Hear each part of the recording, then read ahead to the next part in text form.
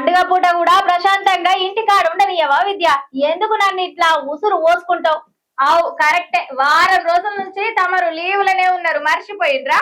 అయ్యో, నా బాధ నీకేం తెలుసు? మా తెలుసు, జ్వరం వచ్చిందని ఓ వంక పెట్టుకొని ఊళ్ళో పొంటి తిరిగినవని. వాట్సాప్ లో స్టేటస్లు, స్నాప్చాట్ లో వీడియోలు, ఇన్స్టాలో రీళ్లు చూస్తూనే ఉన్నాం. సరేది నీతోని పెట్టుకుంటే ఓడవ ఇయ్యాల, వైకుంఠ ఏకాదశి ఇయ్యాల, జల్దిన పోవాలే, గుడికి పోవాలే. ఇవాళ మా అయితే ఇట్లనే ఉంటది గాని ఇక ఏడేడ వైకుంఠ ఏకాదశి ఎట్లా జరిగినాయి ఓసారి చూసేద్దాం పండ్రి. ఇక ముక్కోటి ఏకాదశిని పురస్కరించుకొని ఏ గుడి చూసినా గానీ రద్దీగానే ఉన్నది. ఉత్తరధార దర్శనం కోసం భక్తులు బారులు తీరుతుర్రు, క్యూ లైన్లలా వేచి చూస్తుండ్రు.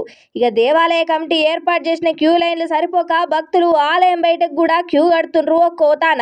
ఇక దీంతో పోలీస్ సిబ్బంది కూడా వారిని నియంత్రించుకుంటా దర్శనానికి పంపిస్తుర్రు. ఇక పోలీస్ సిబ్బంది కూడా వాళ్ళ నియంత్రించుకుంటా దర్శనానికి పంపిస్తుర్రు. భక్తులకు ఎట్లాంటి ఇబ్బందులు కాకుండా చూసుకుంటున్నారు. ఇక ముక్కోటి ఏకాదశి సందర్భంగా తెలుగు రాష్ట్రాలున్న ప్రముఖ ఆలయాల్లో భక్తుల రద్దీ పెరిగింది. ఇక టీటీడీలా గత అర్ధరాత్రి దాటినాక 1:30 గంటలకు వైకుంఠ ద్వార దర్పులు తెరిచిండ్రు. ఇక భక్తులు ఉత్తర ద్వార దర్శనం చేసుకుంటారని అన్ని తక్లీఫ్లు కాకుండా చూసుకుంటున్నారు. ఇక భక్తులకు ఎట్లాంటి ఇబ్బందులు కలగకుండా నిన్నొక్క రోజే దాదాపుగా 60,000 మంది భక్తులు శ్రీవారిని దర్శించుకున్నారట.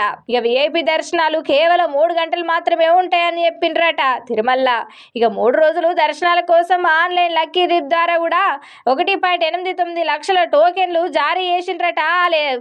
ఇక టీటీడీ 2 అంచెల తనిఖీను పాటిస్తున్నది. ఇక నిన్నొక్క రోజే 18,609 మంది భక్తులు స్వామివారికి తలనీలాలు సమర్పించిండ్రు.